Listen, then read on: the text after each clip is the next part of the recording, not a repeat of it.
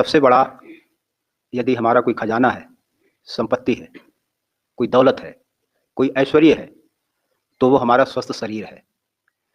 इस स्वस्थ शरीर के बिना न तो व्यक्ति अध्यात्म पे चल सकता है, न व्यक्ति किसी लौकिक कार्य को कर सकता है। इसलिए किसी संस्कृत के कवि ने बहुत सुंदर बात कही कि सर्वम विहाय पूर्वम शरीरम रक्षेत, अर्थात सब कुछ छोड़ करके सबसे पहले शरीर के स्वास्थ्य पर ध्यान देना चाहिए। क्योंकि रोगी व्यक्ति अपने लिए तो भार होता ही होता है, लेकिन दूसरों के लिए भी वो कष्ट का कारण बन जाता है। तो कल मैंने आपको 4 उपायों को बताया था कि अगर हम इन उपायों को अपनाएं तो शरीर निरोगता की ओर बढ़ सकता है। श्लोक था, नित्य हिताहार विहार सेवी समीक्षकारी विशेषु असक्ता, जो सदा ही अपने अनुकूल भोजन का चुनाव करता है और साथ में ये भी देखता है कि मेरा भला कितने भोजन में होगा। पानी के लिए भी जगह नहीं छोड़ते, वायु के लिए भी जगह नहीं छोड़ते, पानी और वायु की जगह को भी हम भोजन से भर लेते हैं। परिणाम ये होता है कि हम बीमार पड़ते हैं, दवाइयां खाते हैं, और आदमी की एक मान्यता बनी होती है कि बीमार हो गए तो क्या है, दवाई खा के ठीक हो जाएंगे। ये आदमी के अंदर बहुत गहरे में बैठा हुआ है कि अगर बीमार पड़े तो क्या, दवाई खा लेंगे डॉक्टर से। लेकिन बीमार पड़ने से अच्छा है कि हम बीमार पड़े ही ना, पहले ही सावधान रहें। और कई बीमारियां ऐसी होती हैं कि जल्दी ठीक ही नहीं होती, जीवन के साथ ही जाती हैं।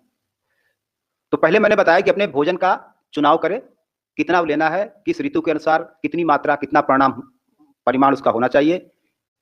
और किसी आयुर्वेद के जानने वाले ने भोजन के संबंध में कहा कि भोजन क्या करना चाहिए, एक बात, भोजन क्यों करना चाहिए, दूसरी बात, और भोजन कहाँ करना चाहिए, तीसरी बात, और भोजन की विधि क्या हो, कैसे करना चाहिए, ये चौथी बात। तो क्या, क्यों, कैसे, कहाँ, इन 4 बातों पर भी अगर हम लोग विचार कर लेंगे तो हम अपने शरीर को रोगों से कम सुरक्षित रखेंगे, यानी अधिक रोग हमको नहीं लगेंगे। दूसरा मैंने बताया था, विहार से भी हमारा उठना बैठना चलना घूमना भी प्रकृति के नियमों के अनुकूल होना चाहिए।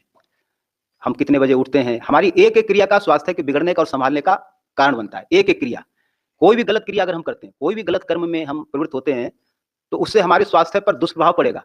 और इसके विपरीत भी उतना ही सच है कि जब हम किसी अच्छे शुभ कर्म की ओर बढ़ते हैं, शुभ कर्म को करना चाहते हैं, किसी शुभ कर्म का प्रारंभ करना चाहते हैं, तो निश्चित ही हमारे शरीर के अंदर स्वास्थ्य के बढ़ाने वाले कीटाणुओं की संख्या बढ़ जाती है।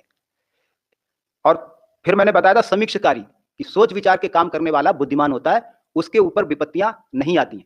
और जो बिना विचारे ही किसी कार्य में हाथ डाल देता है, विपत्तियों की, संकटों की उसके ऊपर वर्षा होती रहती है और वो दुखी रहता है। और विशेष असक्ता, विषय वासना में जो आसक्ति रखता है वो दुख में पड़ता है, और जो विषय वासना से अनासक्त रहता है, विषय वासना से दूर रहता है, अनावश्यक विषयों का सेवन नहीं करता है, वो व्यक्ति अरोगा भवति, वो व्यक्ति निरोग रहता है। अब आज